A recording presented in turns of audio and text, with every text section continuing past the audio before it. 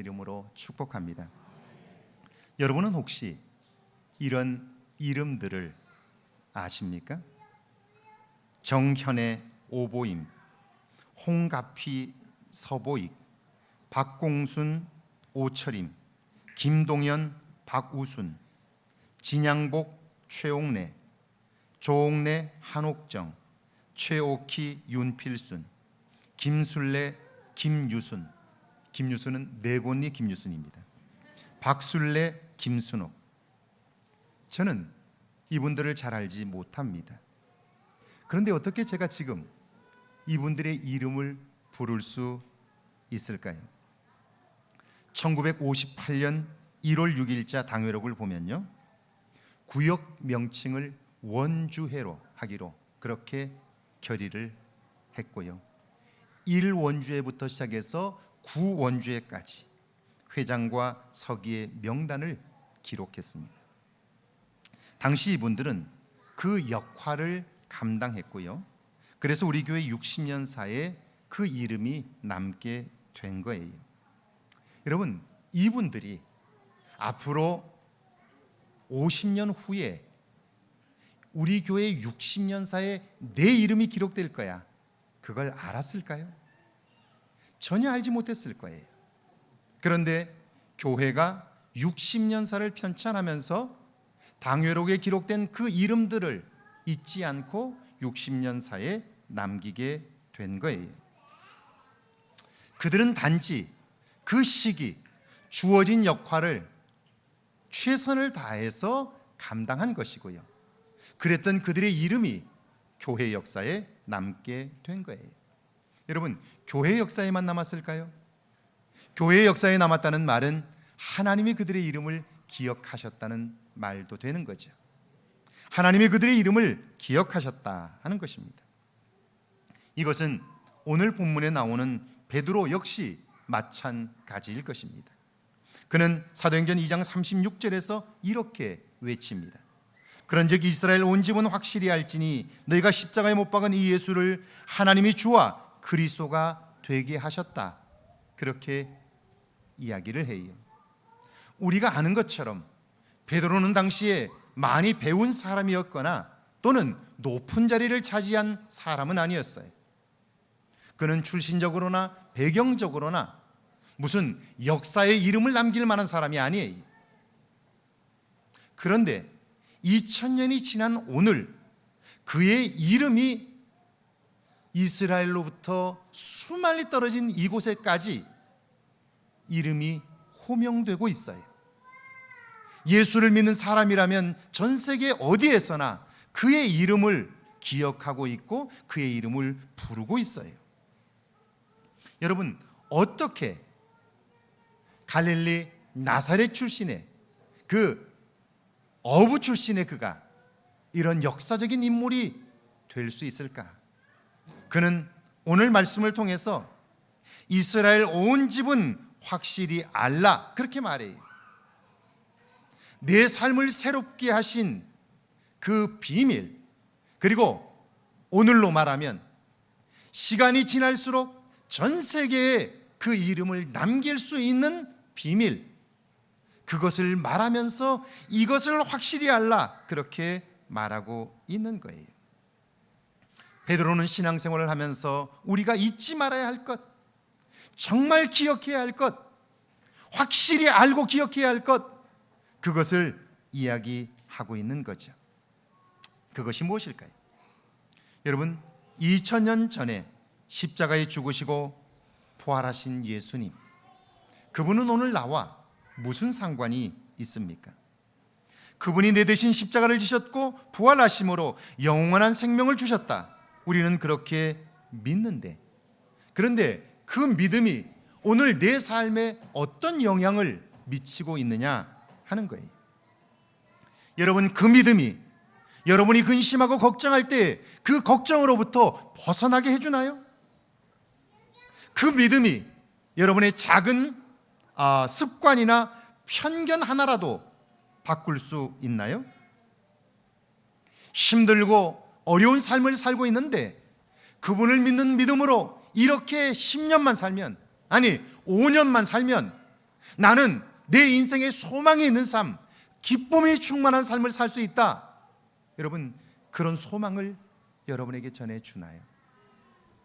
믿음은 있는데 그 믿음이, 예수를 그리스도로 믿는 그 믿음이 오늘 내 삶에 어떤 영향을 주고 있느냐 하는 거예요. 베드로는 우리들에게 2000년 전에 부활하신 예수님이 오늘 나의 주인이 되셨다, 그렇게 말해요. 이때 주인이라는 말은 생명의 주인이라는 뜻이에요. 지금까지는 내가 내 인생의 주인이 되어 살았어요. 내 마음대로 생각하고 판단하며 살았어요. 그랬더니 어때요?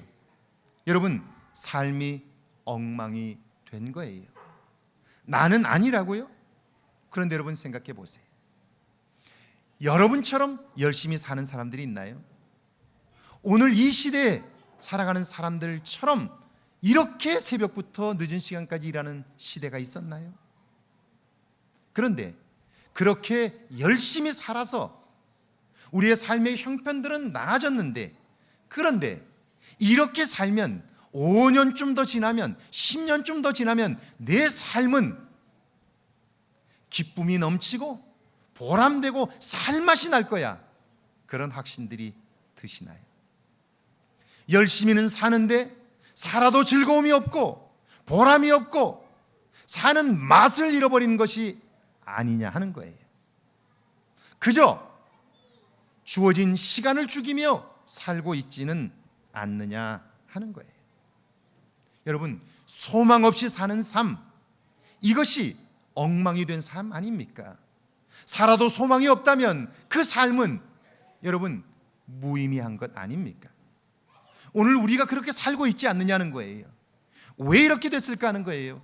내가 내 인생의 주인이 되어 열심히 살았지만 내 삶의 활력은 점점 잃어갔고 삶의 즐거움도 여러분 없이 그렇게 지친 삶을 살고 있지는 않느냐 하는 거예요. 요한복음 21장에 베드로의 그런 모습이 나와요. 예수님은 부활했지만 베드로는 어떤가요? 실망하고 두려워서 고향에 내려가 고기를 잡았어요. 그날 밤새도록 그물질을 냈지만 아무것도 잡지 못했어요. 3년 동안 예수님과 함께 지냈고 그분이 십자가에 달려 죽으시고 이제 그들 곁에서 떠나게 되자 실망한 그들은 고향으로 돌아와 내가 그래도 잘할 수 있는 것, 내가 오랫동안 해왔던 그 일, 고기 잡는 일은 내가 하면 밥은 굶지 않을 거라고 생각했을 거예요. 그리고 돌아와 그물질을 한 거예요.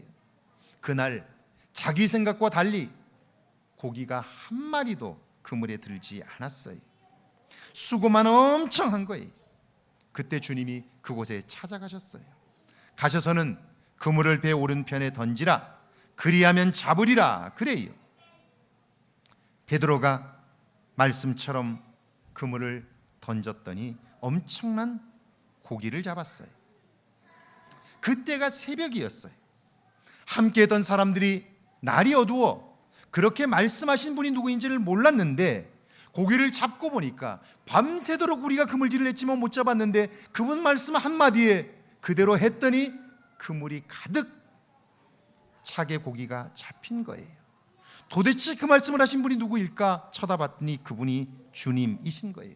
놀라서 그들이 외쳤어요. 주님이시다. 그 얘기를 들은 베드로는요, 성경의 기록에 의하면 우리가 이해할 수 없는 행동을 하게 돼요. 시몬 베드로가 벗고 있다가 주님이라 하는 말을 듣고 겉옷을 두른 후에 바다로 뛰어내리더라 그래요. 여러분, 죽은 줄 알았던 그분이 나타나셨어요. 지금 내 앞에 계셔요. 3년 동안 함께 지냈잖아요. 이제 끝난 줄 알았는데 그분이 내 앞에 나타나셨다면 얼마나 반가운 일이에요. 얼마나 놀라운 일이에요. 그런데 베드로는요, 그가 겉옷을 두른 채 바다에 빠져버리고 만 거예요. 여러분, 왜 그랬을까요? 왜 베드로는 그 주님을 만났지만 물에 뛰어들었을까요? 누가복음에 보면 베드로가 예수님을 처음 만났을 때의 모습이 나와요. 그날도 베드로는 밤새도록 고기 한 마리를 잡지 못하고 돌아왔어요. 그때 예수님께서 말씀해요. 깊은 데로 가서 그물을 내려 고기를 잡으라. 그렇게 말씀해요.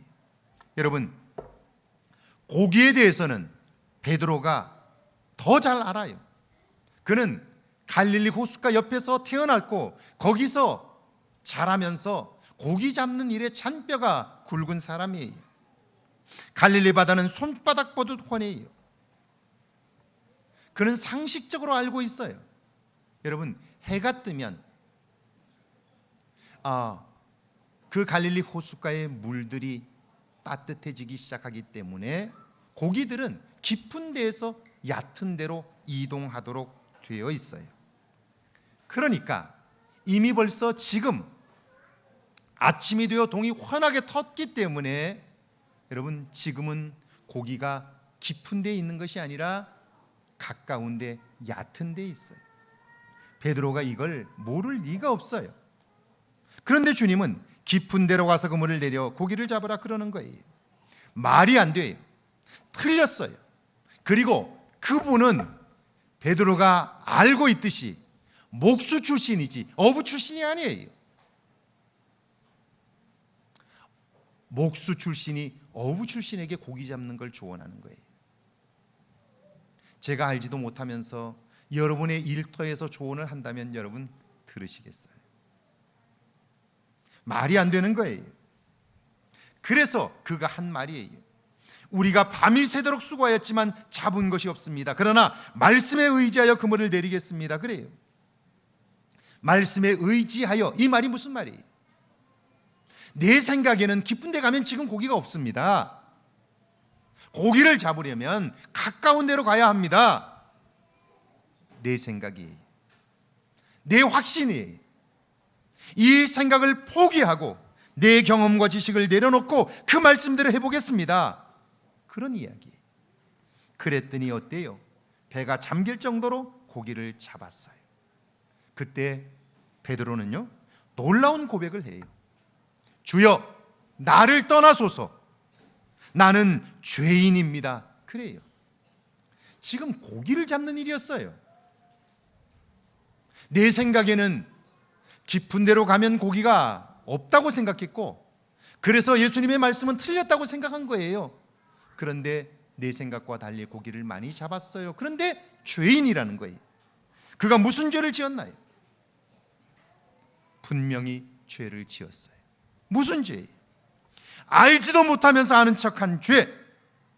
주님까지도 내가 그분을 주라고, 내 생명의 주인이라고 고백하면서도 그분까지도 판단한 죄, 그걸 회개하고 그분을 나의 주인으로 모신 거예요. 온전히 내 생명의 주인으로 모신 거예요. 그런데 그 주님을 3년 동안 따라다니면서 나도 모르는 사이에 다시 내가 내 인생의 주인이 된 거예요. 주님, 내가 주님을 알지도 못하면서 판단했습니다. 내가 지금까지 가지고 있던 경험과 지식을 가지고 판단하며 내 뜻대로 살고자 했습니다. 나는 죄인입니다. 그렇게 고백했어요. 그런데 예수님을 주인으로 고백하고 3년을 다녔는데 그 시간 동안 나도 모르는 사이에 다시 내가 내 인생의 주인이 되어버렸고요. 오늘 이렇게 다시 갈릴리 바다로 돌아와 그물질을 했지만 내 생각에 다른 건 몰라도 그물질을 하면 밥 먹고 살 거라고 생각했는데 그날 아무것도 잡지 못한 거예요. 소망 없이 살게 된 거죠. 그것이 부끄러웠던 거예요. 내가 내 인생의 주인이 되어 살고 나면서부터 그는요, 삶의 열매가 없어요. 기쁨이 없게 된 거예요. 그래서 베드로는 그 부활하신 주님을 만난 이후에 그가 힘껏 외치는 거예요. 예수님을 내 삶의 주인으로 인정하십시오. 우리의 경험이나 지식을 더 이상 의지하지 말고 그분을 우리의 삶의 온전한 주인으로 모시고 사십시오. 그래야 우리의 삶이 풍성해집니다. 우리의 삶에 소망이 있습니다. 여러분의 삶에 주님이 온전한 주인이 되시기를 주의 이름으로 축원합니다. 두 번째는요, 그분, 십자가에서 죽으시고 부활하신 그분이 오늘 나의 구원자가 되셨다는 걸 잊지 말라는 거예요.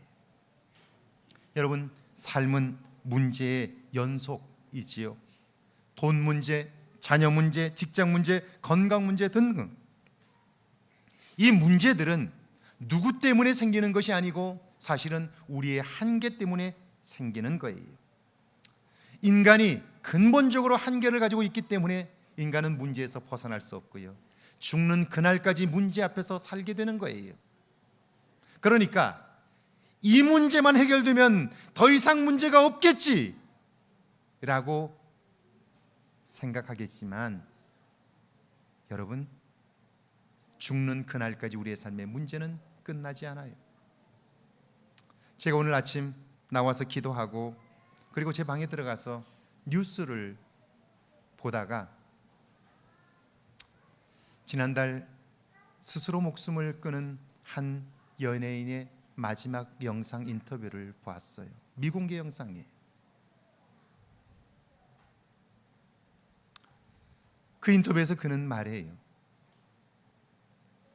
나는 10대에는 10대의 기쁨이 있고 20대에는 20대의 기쁨이 있고 30대는 30대의 행복이 있고 40대는 40대의 행복이 있기 때문에 지금이 내 인생의 최고입니다. 지금이 내 인생에서 가장 행복한 때입니다. 그렇게 말했어요. 그런데 그렇게 말하고 나서 얼마 지나지 않아 스스로 목숨을 끊었어요. 행복해서, 사는 게 너무 행복해서 그런 거죠.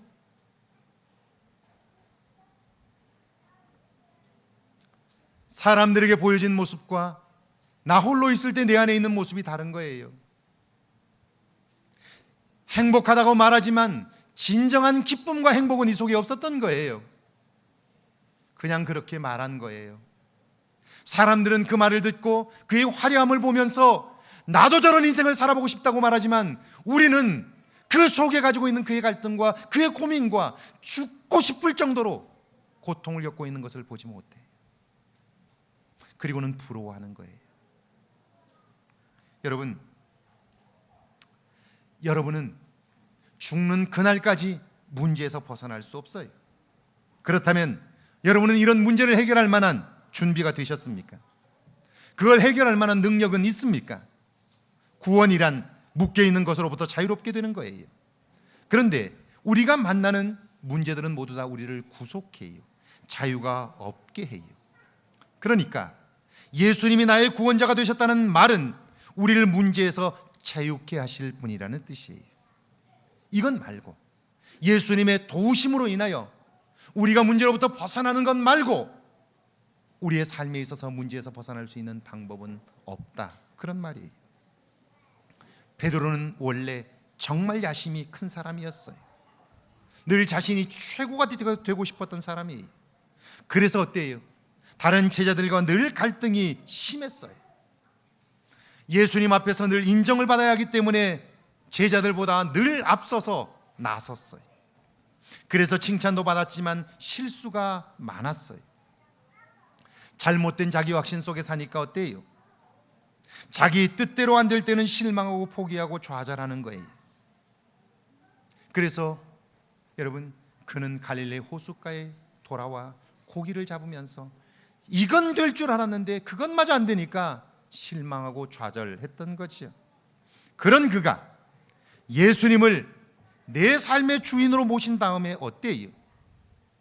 그분이 나의 구원자가 되신 다음에 그의 삶은 어때요? 죽음의 위협 앞에서 그가 말합니다. 하나님 앞에서 너희의 말을 듣는 것과 하나님 말씀을 듣는 것이 어떤 것이 옳은가 판단하라. 나는 보고 들은 것을 더 이상 말하지 않을 수 없다. 그렇게 말해요. 그는요, 죽음을 두려워하지 않아요. 죽음에 사로잡혀 여자아이 앞에서 주님을 모른다고 부인했고 주님을 저주까지 했던 그가 죽음을 두려워하지 않는 자가 되었어요. 죽음의 두려움에서 자유롭게 된 거예요. 그리고 그의 삶은요, 능력 있는 삶으로 변화되게 된 거예요. 더 이상 죽음이 그의 삶의 문제가 되지 않았다는 거죠. 그래서 베드로는요, 다른 어떤 것으로 문제를 해결하려 하지 말고 예수님께 도움을 구하라고, 그분을 나의 구원자로 모시라고 호소하는 거예요. 여러분, 그렇다면 예수님을 주와 구원자로 모시는 삶 어떻게 가능할까? 오늘 베드로는 38절에서 그 비밀을 4가지로 설명해요. 첫 번째가 회개하라는 거예요. 그동안 내가 주인 되어 살았던 삶, 내 힘으로 문제를 해결하다가 더 큰 문제를 만든 삶, 이것에서 돌이키라는 거예요.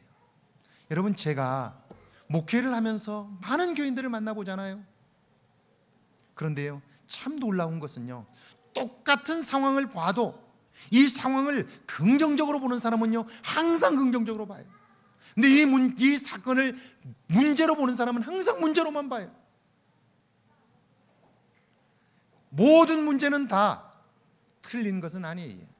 긍정적인 요소도 있고 부정적인 요소도 있어요. 그래서 두 사람이 하는 말이 다 맞아요. 중요한 것은 내가 보는 그것, 내가 말하는 그것이 오늘 내 삶에 어떤 영향을 미치느냐는 거예요. 내가 본 것이 긍정적이라면 그것은 내 삶에 굉장히 유익한 것이 될 거예요. 내 삶을 오늘과는 다른 내일을 살게 할 거예요. 그러나 내가 본 그것이 부정적인 것이라면, 내가 문제만 내 눈에 보인다면 그것은 내 삶을 계속해서 실망케 만들고 힘들게 할 거예요. 내 삶에 결코 유익이 되지 않아요. 그런데 내 눈에는 그것밖에 보이질 않아요. 왜 그것밖에 보이지 않을까? 이걸 생각해 봐야 하는 거죠. 왜요? 내 남은 시간은 그리 오래지 않기 때문에 그래요. 나에게 주어진 시간은 생명이기에 너무나 소중하기 때문에 그래요. 그걸 보면서 살기에는, 그래서 인생을 낭비하기에는 내 생애가 너무 아까운 거예요. 어떤 사건을 보면 왜 자꾸 나는 부정적인 것만 보일까요? 문제만 보일까요? 그래서 내 영혼에 전혀 도움이 되질 않는데, 내 삶에 유익하지 않은데 왜 나는 그것만 보일까요? 그리고 그걸 가지고 계속해서 되뇌이고 다른 사람에게 연락하고 이야기하고 그럴까요? 내 삶을 스스로 무너뜨릴까요? 예수님이 내 삶의 구원자가 되지 않으면 우리는 결코 긍정적인 것을 볼 수가 없는 거예요. 할렐루야, 할렐루야. 그래서 베드로는 말하는 거예요. 베드로가 예수님과 함께 살았던 3년 동안 그는 끊임없이 문제만 본 거예요. 문제만. 주님이 하실 긍정적인 세계는 볼 수가 없었던 거예요. 그리고 마지막에 결국 주님이 십자가에 돌아가시게 될 때 모든 것이 끝났다고, 이젠 다 끝났다고 여기고 도망쳐 온 거죠. 우리의 마음이 기울어져 버린 거예요. 그래서 베드로는요, 회개하라. 왜 부정적인 것밖에 보이지 않을까? 내 마음이 기울어져 있기 때문에 그런 거예요. 내가 주인 되어 있기 때문에 그런 거예요. 그걸 회개하라는 거죠. 그리고 세례를 받으라고 말씀해요. 주인 행세하던 자기 죽음을 선언하고 이제는 부활하신 예수님을 나의 주인으로, 온전한 주인으로 모시는 거예요. 그래서 죄 사함, 곧 과거의 삶을 청산하는 거예요. 과거와 완전히 단절하는 거예요. 여러분, 과거의 단절은 내가 의지적으로 이제는 내 과거를 청산해야지 그런다고 되는 게 아니에요. 이제는 나를 구원하신 그분이 무엇을 기뻐하실까를 생각하며 그 일에 관심하게 될 때, 그분을 내 삶의 우선순위에 두게 될 때 과거의 삶은 하나씩 단절되게 되는 거예요. 그분이 기뻐하시는 삶을 살아보려고 몸부림하게 될 때, 여러분이 지금 겪고 있는 문제가 힘들다고 느낀다면요, 그것 때문에 너무너무 힘들어서 못 살겠다고 생각한다면요, 그것보다 더 큰 문제를 만난다고 하면 그 문제는 아무것도 아니라는 사실을 기억해야 돼요. 지금 그 문제가 너무너무 힘들 것 같지만 그것보다 더 큰 문제를 만나면 그 문제는 아무것도 아니에요. 그렇죠? 그런 거예요. 나를 향한 주님의 계획이 무엇일까?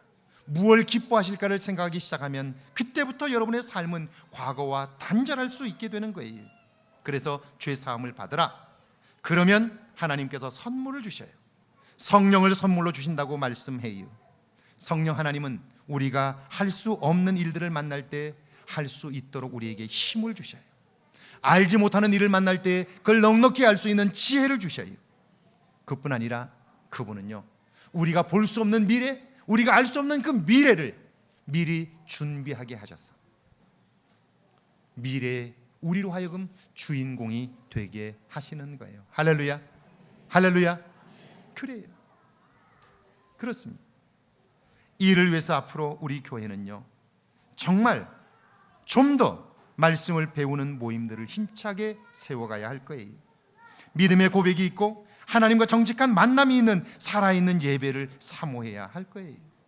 여러분 한 사람 한 사람은 기도의 자리를 지켜내고 이웃과 세계를 향해 복음을 전하는 일에 전력해야 할 거예요.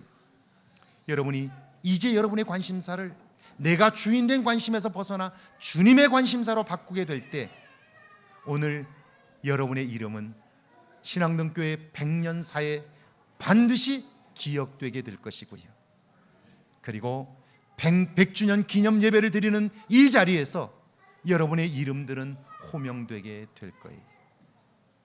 그때 여러분의 이름이 이 제단에서 호명될 수 있기를 주의 이름으로 축원합니다.